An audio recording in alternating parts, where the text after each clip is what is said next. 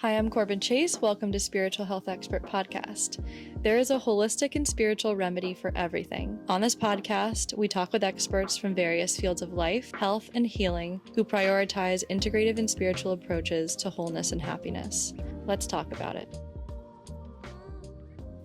Whew. Oh my God, I already feel like I'm about to start crying. We haven't even started yet. Today feels like a toughie. Oh my God, I got to get it together.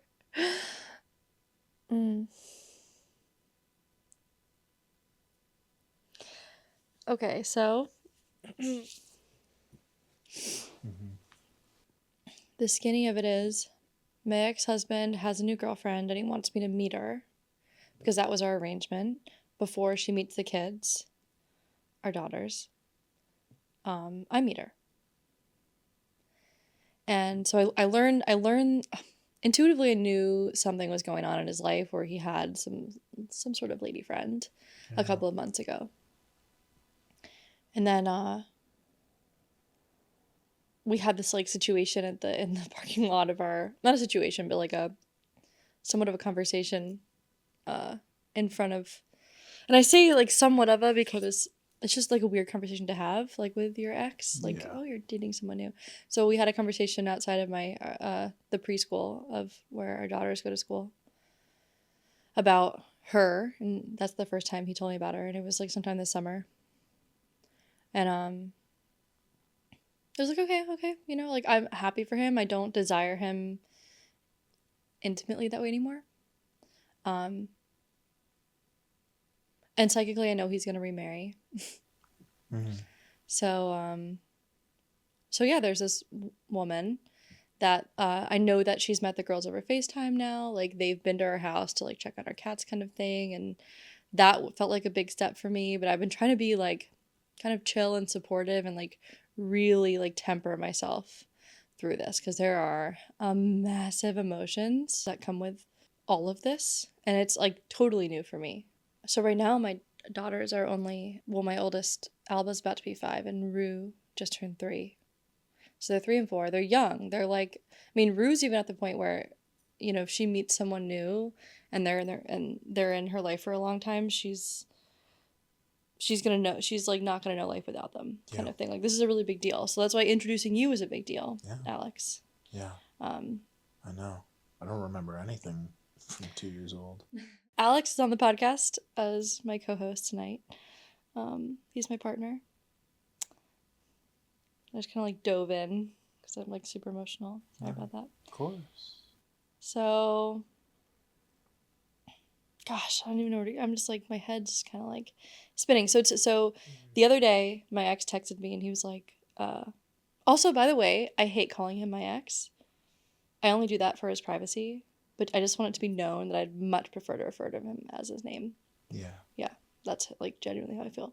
But so my ex, he texted me and he was like, hey, his girlfriend would like to, like, he's like, I want to introduce you to her. Like, I'm ready. Like, we're both, he and her are ready to take that step. Like, and I am usually highly communicative, but I didn't respond. I was like, oh God, like it's happening. He's like, sometime in February. And so I didn't respond. And then today he followed up and I was like, we had a conversation. I'm gonna pull up my phone and I'm gonna read it.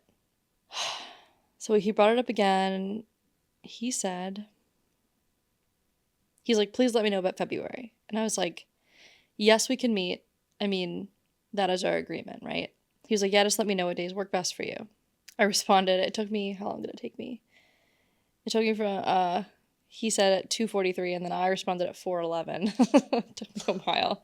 I was like, just like sitting with this like brewing in my head. I was like, all right. You gotta process. I said, do you intend to marry her? And he was like, it's serious if that's what you're asking. And then like 10 minutes later, he was like, any other questions? And I was like, are you planning on living together? And he said, that's the plan once her lease ends. And I said, when is that? He said, sometime in summer. And this was like, felt like a big question to me. I was like, is she ready to be a stepmom? And he was like, yes, I guess she had previously dated a guy with kids, and she doesn't take it lightly either. Yeah. And then I texted him. I said, I have the same worries as you. They will bond with Alba and Rue and then leave. Will they love them as much as you and I do? If Alex or his girlfriend leaves our family team after integrating, it will affect Alba and Rue for the rest of their lives. Obviously to an extent, but like, I know it will. Oh, yeah, of And course. he said, yeah, I agree. I wouldn't introduce her if I wasn't confident about it. And I said, I know. And then I said, I trust you. And then I said, sometime in February then. He said, okay, I'll send you some dates. I'm like happy with that conversation. Like I asked bold questions and he responded confidently, Mm-hmm. which I appreciate. And I do trust him. I mean it. Mm-hmm. Like he has great taste. I mean, you know. But it's still like what is happening within me isn't that I feel angry that he's dating someone. I'm proud of him for opening up his heart again and like starting our new relationship. Like that, it's hard to do that. And both he and I are doing that relatively quickly. Mm-hmm. And so I'm not judging him for how fast it is. It's not up to me. Like I really do trust him. Like I do. Yeah.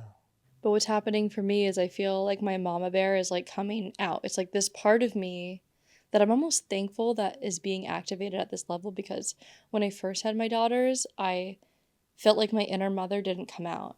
And Mm-hmm. I felt like I was drowning. I was like, where are you?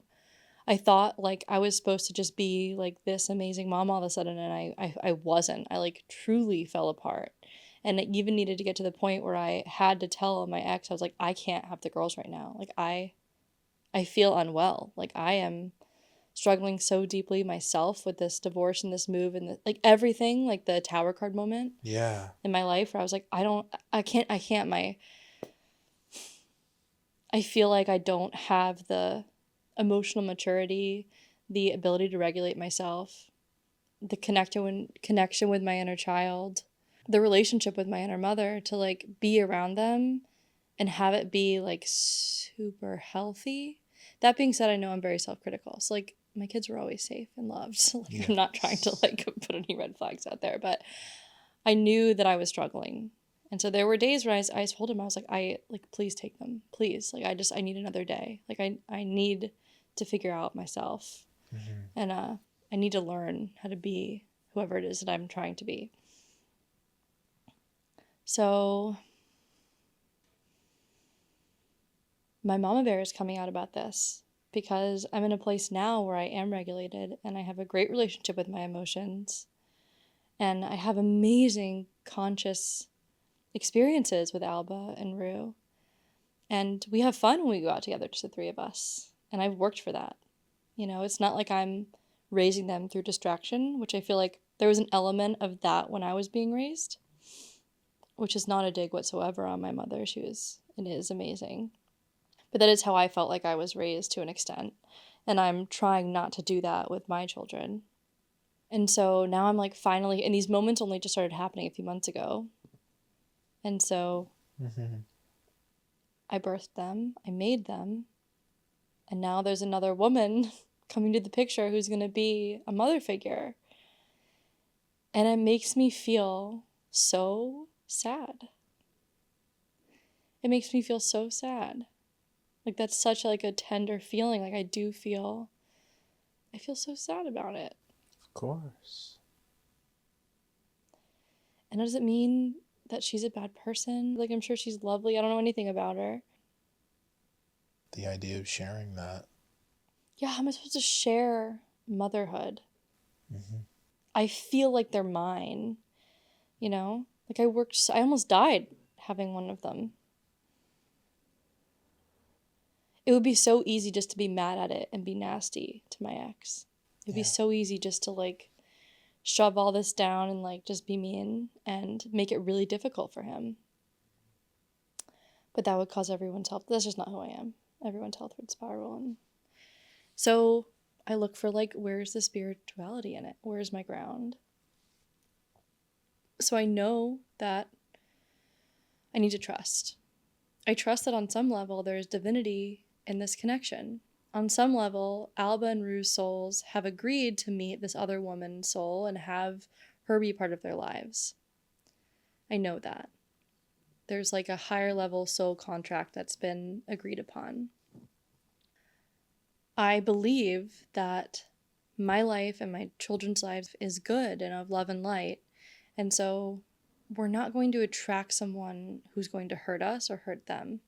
So we wouldn't attract someone who is like of lower vibration, you know, and I can kind of like respectfully and ethically sort of tune into her, and I feel like, you know, she is kind and, you know, all like, it's, you know, no like major red flags kind of thing. So there's trust, there's like the divinity. And then today I was thinking in the shower, just because she's entering their lives as a mother figure doesn't mean I'm any less. If that's something I have going in my head, that's a meaning that I assign to it. Mm-hmm. Just like how my dad has a woman in his life, and she's been in my life for like 15 years, and I love her so much. She's amazing, but she doesn't take anything away from my mom. She's her own whole separate, beautiful part of the team of our family. And my mom isn't any less than because we have her in it at all. It's just like, oh my gosh, I get double. And I know how the heart works too. There's no maximum amount for the heart, if that makes sense. Your heart will just keep growing for the people there are to grow for, if that makes sense. It does. So I know that, and I know that's what Alba and Ruth's experience will be from a heart perspective. And it's an opportunity to have more people on their team. Yeah. Like, it's more people who would genuinely show up for them, care for them, like their armor as people to be supported. Like, I have such a visual in my head about this. Like, they're just like these light beings, and it's like all these adults around them. Like, we are your team, your army of people. You're like your human family, like that's around. And it doesn't matter. Like, we know this is the truth. It doesn't matter if you are blood related or not. Like, you're joining the family team. And I love that for them. But oh my gosh, getting stuck in the narrative of like, they're mine and I work so hard for them and they're mine is really difficult. Even though I know better, like, I'm experiencing both. And so how do I handle this within myself? I need to honor the feeling of everything that's coming up with the motherhood, which also has a duality within it, where I feel frustrated, but I also feel grateful. So like, I'm managing like that. And then there's also like I know that this woman could be really great. And then the question is, what happens? Sorry, I'm not letting you be a co-host at all. It's absolutely just like fine. Like in my head right now. It's okay. What happens if she leaves? Like, that's going to impact my ex, which will impact the girls. That's going to impact the girls because she's going to leave. That's going to impact me because I will be interested in having a relationship with her. It'll impact everyone involved.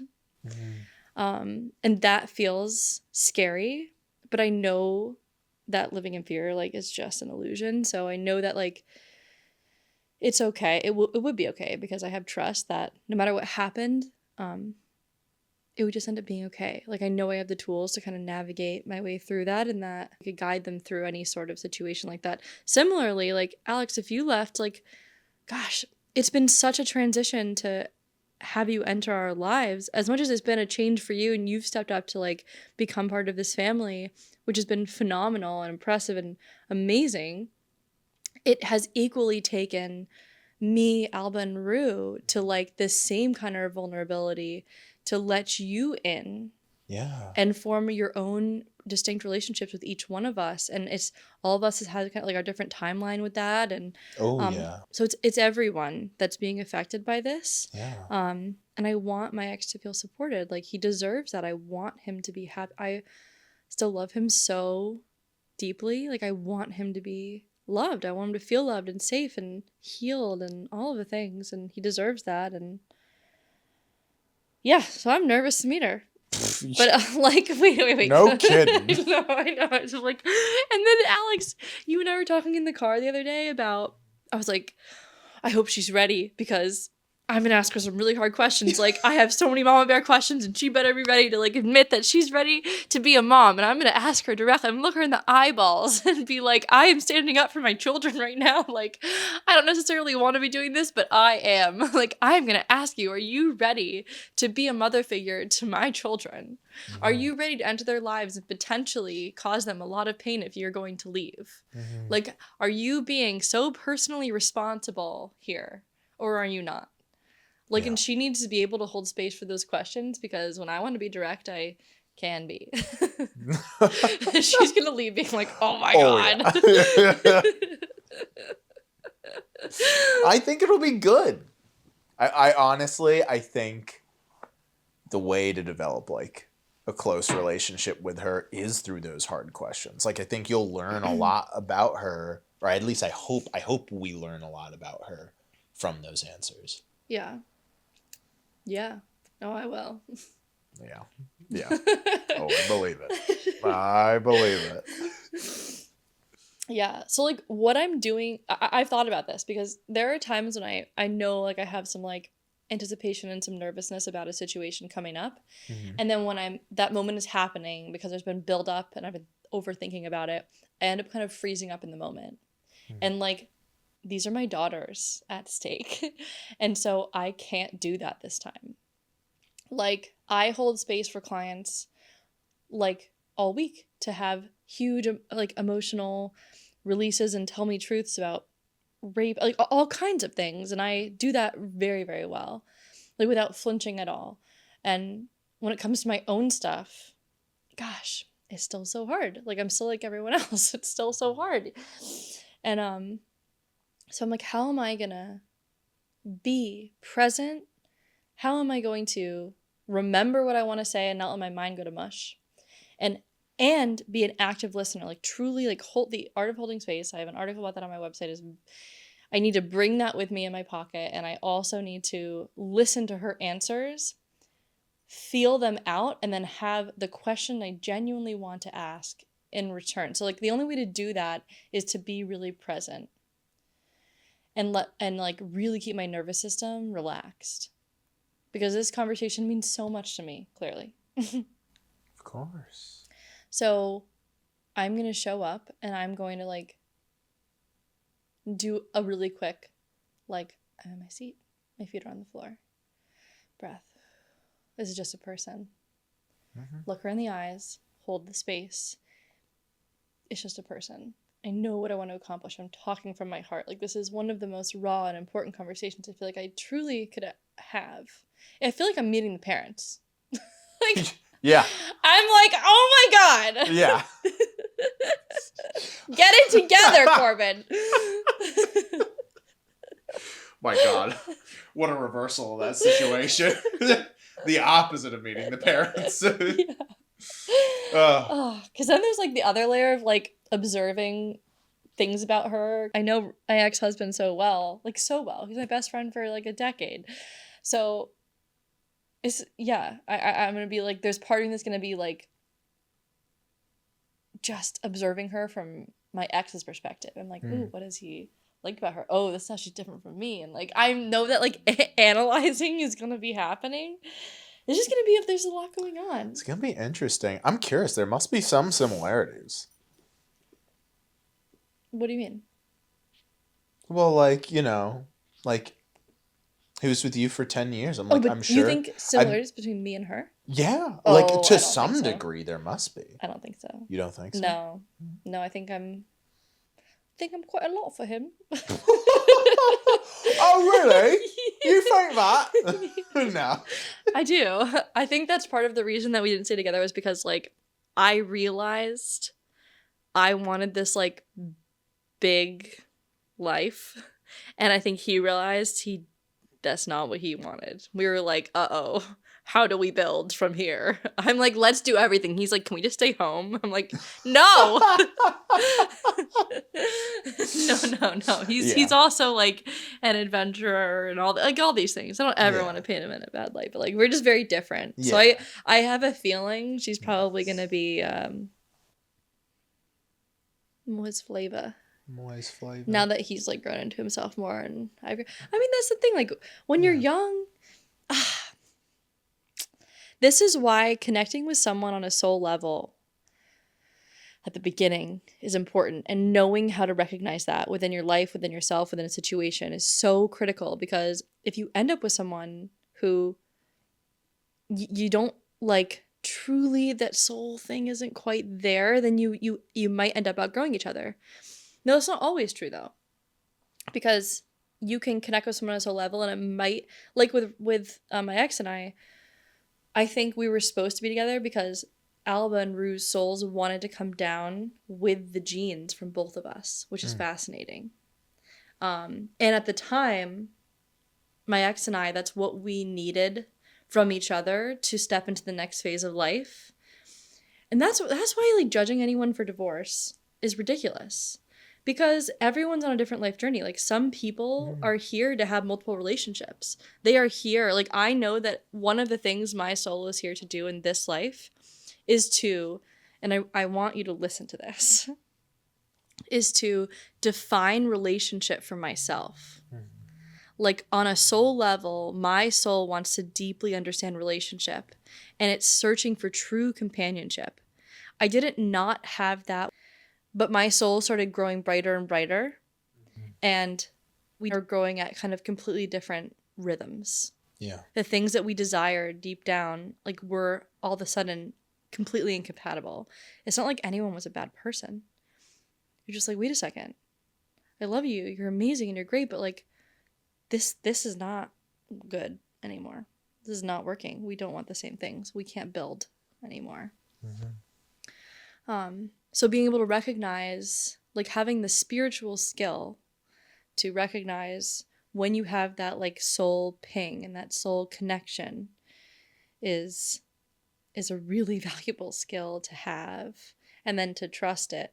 Similarly, say you get in a say you do recognize that soul ping of like a soulmate, where it's kind of like you just know all that stuff about you just know that's been like going on for like the centuries of like you just know when you meet the person, like they're right, and yes, that's spiritual. You do just know, that's intuition. When you just know, and then everything starts falling into place. The universe is like, hey, you guys found each other. We're just gonna open this up for you because you're in alignment. Yeah. That's like how you know. Yeah. When you know, like when you're in true soul alignment, it'll just unfold. Having strong intuition is really like such a it's a spiritual skill. Spiritual does not mean religion. It's just the metaphysical. I have this thing where I feel like every time I say spiritual, people are gonna be like, "Is she talking about religion?" But it's not. So yeah, your intuition is a skill, and you can sharpen. It's like a muscle. But it's so valuable for relationships. When you're in a relationship, and then you intuitively start getting the feeling of like the knowing or feeling, however it comes through, hearing. You're like, this relationship I don't think is for me anymore. Like I think my soul is like ready to move forward. It doesn't have to be some like, I don't want to sound insensitive, but like it doesn't have to be some big dramatic thing where it's like blown up.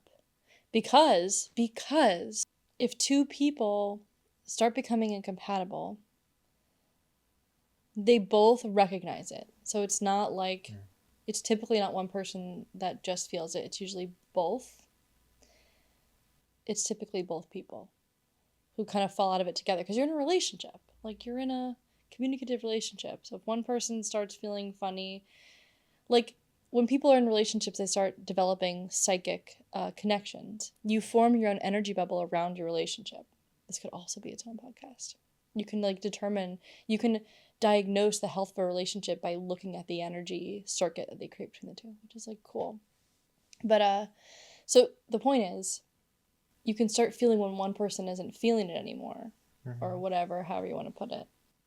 So it doesn't have to be a big dramatic thing. You can just have it be like, you can just have like a soul level conversation with someone and be like, or even with yourself before you talk to your partner, and be like, hey, like I acknowledge that I think my soul is wanting to go elsewhere, and first validate it. Like that is okay. It's okay. Like it doesn't have to be so serious. I will have multiple lives. I might see this person again. It's not a problem that I want to move on. The what we perceive as the problem are the big emotions, like the tsunami of emotions that come with that. That's what makes the human experience so difficult. Part of it anyway is the emotions. But it's okay, like even if you're married, to want to move forward. And society has conditioned us to think that we're failures because of that, which is so bonkers because you're just listening to your intuition. And there's no like right or wrong for how many relationships you might want to be in. Because, like I was saying, like for example, I'm here to define relationship for myself. So I've had a lot of relationships and I move into relationships quickly because my intuition's really sharp. I can tell that, like, oh, I found a soulmate. I know that we're supposed to be together. I understand that we have lessons, so I can proceed. And I have all the signs from, like, usually the universe telling me, like, yes, this is the right direction.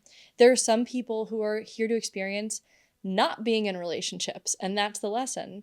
There are people who are here to experience being with one person their whole lives, and that's their experience. Like, it is so far above our spiritual pay grade to judge or even have any sort of opinion on what anyone decides to do in relationships. Actually, I know someone that lives in my mom's town who married and divorced the same man 4 times. And he recently passed away and she's Oh, still here. But oh, like that's their journey. And there are people from probably like that still exist now who would look at that and judge it and all of these things. But like that's their lesson and their lesson is beautiful and so romantic. Like I get like I kind of love what they did. If I'm being honest, like it sounds yeah. exhausting, but also like No, I how mean, amazing to like have that first love, fall in love come back. over and over. To get to fall in love for the first time with the same person over and over again. Like what a treat. Hmm. So so yeah, I've been divorced. I moved into a relationship with you really quickly, Hmm. and that feels fine. Yeah, I And feel like we very much experienced that, like, that universe aligning yeah, feeling we for both it. felt it. You just Yeah. know. And then my ex moved into a relationship very quickly too, which I was genuinely surprised by. Hmm. I really didn't see it coming, if I'm being totally honest. But I'm not here to judge it. I'm not here to have an opinion about it. I'm just here to support, and trust and like, Ensure the safety of our girls. yeah, yeah. And I think like this is how people used to do it. Like when there were tribes of people, like beautiful, close knit communities where people weren't raising kids alone, which I truly believe is how it's supposed to be done. Like the best way, like to raise children is not alone Takes a and village. not with two people, like in a house and uh, jobs and everything. Hmm. And like that's sort of like in its own way is what's happening here. Yeah. Um, yeah, So many people on your team. it's a lot of relationships to manage, though. I'll tell you Yep. that. Yep. Relationships with baggage. Maybe that is a part of the defining of relationships. Yeah, yeah. I think it's definitely like romantic partnership relationships is mine, but definitely like working with people and like being Really? collaborative is part of what my soul wanted to do too. So Huh. yeah, it's not like yeah. Some people come down to define friendship. Well, I think like all relationships, but I'm saying it's much more yeah, specific on a soul yeah, level, like no soul kind of thing. I'm just here to like it's too. You can't like a relationship with a pet, relationship with food, relationship with your body, relationship with work, yeah, finances. Yeah. yeah. So I woke up this morning feeling I was in a mood today. Hmm. I might reflect on the podcast, but there's like a lot. Yeah, there's a lot happening inside of me and a lot of things I'm trying to do and be in like perspectives I'm trying to obtain and like because even if I know a perspective I want to have about the situation, like I know a higher one. Most people can like have the awareness to know a higher perspective, especially if you're on a spiritual journey. But then actually consuming it, living it, trying it on, putting it on, yeah, like seeing your, like genuinely consuming life through that perspective is difficult and it takes time. It can be frustrating. You might like do really well at it and then not do well at it and then but keep choosing that perspective. Like anytime you continuously choose a higher perspective, the outcome will be of a higher frequency. So it's always going to be worth it to try. And I've learned that through experiences. So I know that this is how I want to approach the situation even if it's difficult. I think that might be contributing to like well, also hormones, but just why I'm feeling I don't know, crabby today. Like entertaining all the things that are going on, the multidimensional aspects of myself. It's a lot. Mm-hmm. You're not doing any of it alone. Thanks. Some things like need to be done alone though. Yeah. But it definitely helps to have someone who has hugs and things. Of course. Of course. So if you are going through this, have been through this before, or know this might be coming, I want to hear about it. Like I'm just speaking from exactly where I'm at, trying like really hard to be vulnerable and respectful of everybody involved here. But there's probably a bigger conversation based off of what other people, what you listening, whoever you are, you know, might be experiencing. And I hope you reach out and on Instagram or comment or something. And yeah, I'd be really interested to hear about any other perspective or experience because this is hard. There's a lot going on, and I don't, you know, I don't know anyone else in my life right now that's going through this exactly. So, you know, it's a little bit lonely, but like, it's okay. Like, yeah, just community is a good thing. So, Community is an excellent thing. yeah, It even if is so important. so important. And so, even if, you know, like, I don't know you, just reach out anyway, you know? And I'm open to a bigger conversation. So, That's what we're trying to have. mm-hmm. Alex, thanks for holding space for me to word vomit all over this podcast. Always, my love. All right, well, my Instagram is at spiritual health expert. Love and light to everyone. Comment, like, and subscribe.